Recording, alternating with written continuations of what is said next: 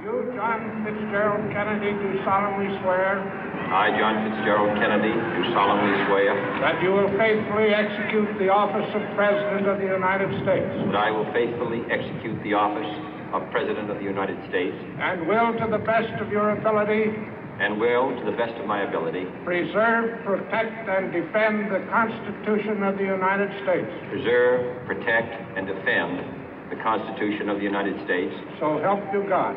So help me God.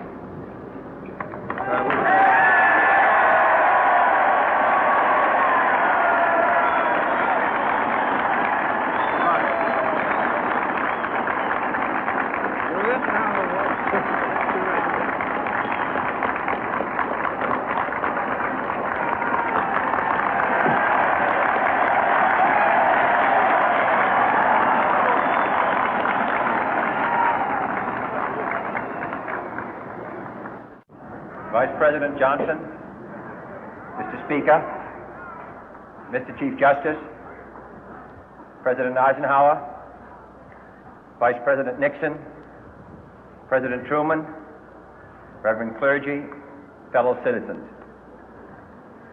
We observe today not a victory of party, but a celebration of freedom, symbolizing an end as well as a beginning, signifying renewal as well as change.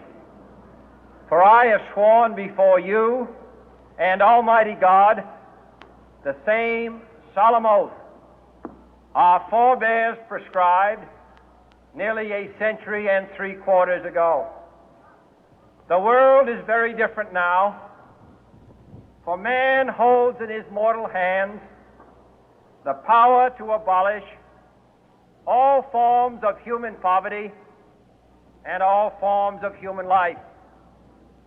And yet the same revolutionary beliefs for which our forebears fought are still at issue around the globe. The belief that the rights of man come not from the generosity of the state, but from the hand of God. We dare not forget today that we are the heirs of that first revolution. Let the word go forth from this time and place to friend and foe alike that the torch has been passed to a new generation of Americans born in this century, tempered by war, disciplined by a hard and bitter peace, proud of our ancient heritage, and unwilling to witness or permit the slow undoing of those human rights to which this nation has always been committed and to which we are committed today at home and around the world.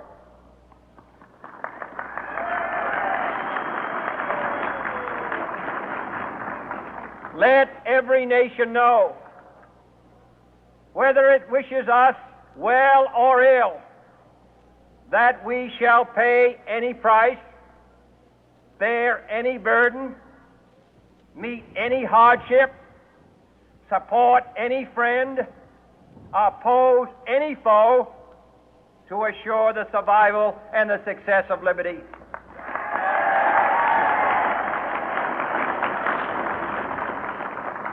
This much we pledge and more.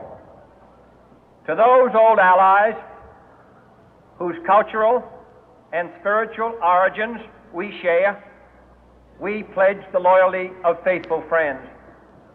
United, there is little we cannot do in a host of cooperative ventures. Divided, there is little we can do, for we dare not meet a powerful challenge at odds and split asunder. To those new states whom we welcome to the ranks of the free, we pledge our word that one form of colonial control shall not have passed away, merely to be replaced by a far more iron tyranny. We shall not always expect to find them supporting our view, but we shall always hope to find them strongly supporting their own freedom, and to remember that in the past, those who foolishly sought power by riding the back of the tiger ended up inside.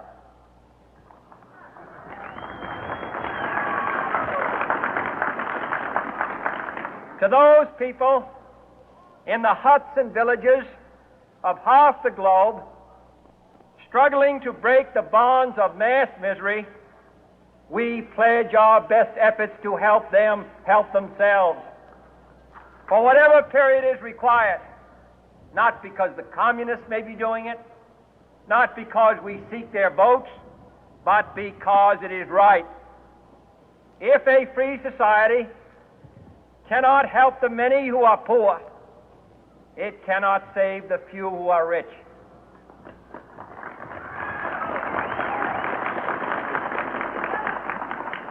To our sister republics south of our border, we offer a special pledge to convert our good words into good deeds, in a new alliance for progress, to assist free men and free governments in casting off the chains of poverty.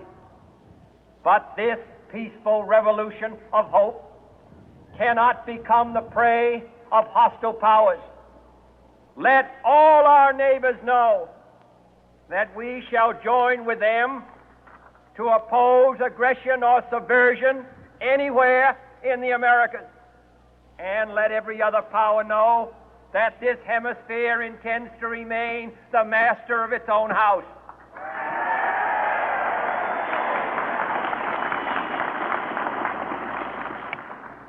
To that World Assembly of Sovereign States, the United Nations, our last best hope, in an age where the instruments of war have far outpaced the instruments of peace, we renew our pledge of support to prevent it from becoming merely a forum for invective, to strengthen its shield of the new and the weak, and to enlarge the area in which its writ may run. Finally, to those nations who would make themselves our adversary, we offer not a pledge, but a request that both sides begin anew the quest for peace.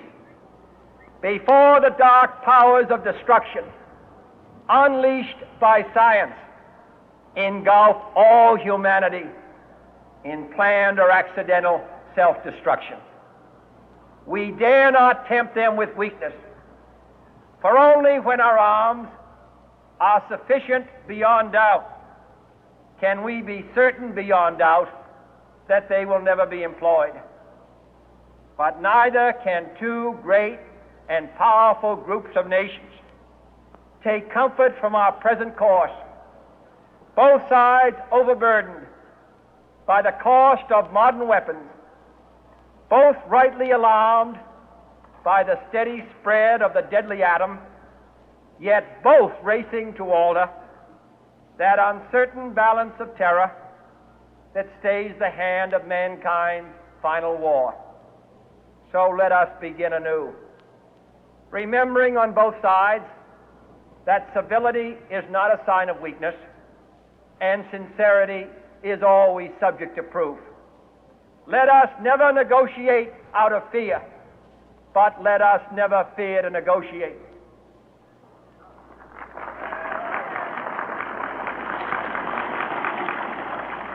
Let both sides explore what problems unite us, instead of belaboring those problems which divide us.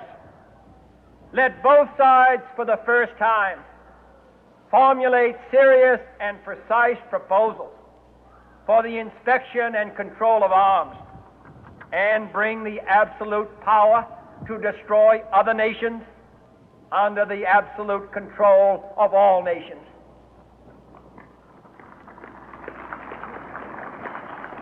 Let both sides seek to invoke the wonders of science instead of its terrors.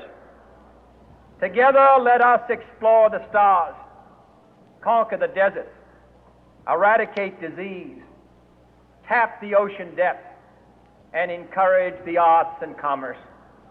Let both sides unite to heed in all corners of the earth the command of Isaiah to undo the heavy burden and let the oppressed go free.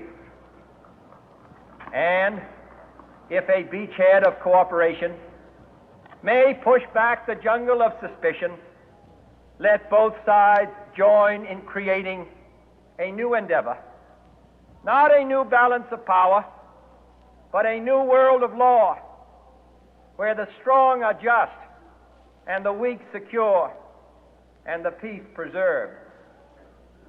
All this will not be finished in the first 100 days, nor will it be finished in the first 1,000 days, nor in the life of this administration, nor even perhaps in our lifetime on this planet. But let us begin.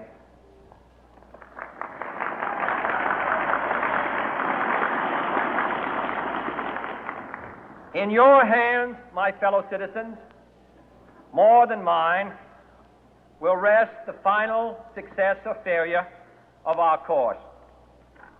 Since this country was founded, each generation of Americans has been summoned to give testimony to its national loyalty. The graves of young Americans who answered the call to service surround the globe. Now the trumpet summons us again, not as a call to bear arms, though arms we need, not as a call to battle, though in battle we are, but a call to bear the burden of a long twilight struggle, year in and year out, rejoicing in hope, patient in tribulation, a struggle against the common enemies of man, tyranny, poverty, disease, and war itself.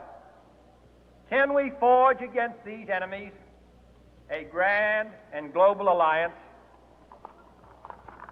north and south, east and west, that can assure a more fruitful life for all mankind? Will you join in that historic effort?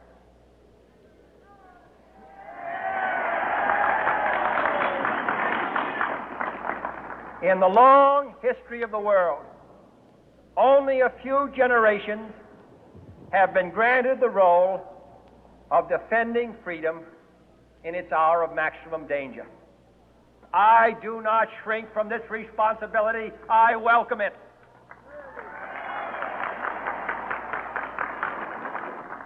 I do not believe that any of us would exchange places with any other people or any other generation. The energy, the faith, the devotion which we bring to this endeavor will light our country and all who serve it. And the glow from that fire can truly light the world. And so, my fellow Americans, ask not what your country can do for you. Ask what you can do for your country.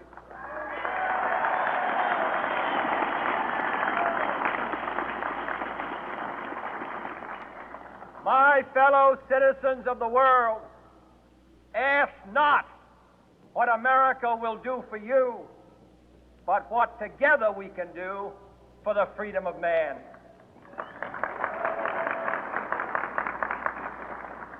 Finally, whether you are citizens of America or citizens of the world, ask of us here the same high standards of strength and sacrifice which we ask of you.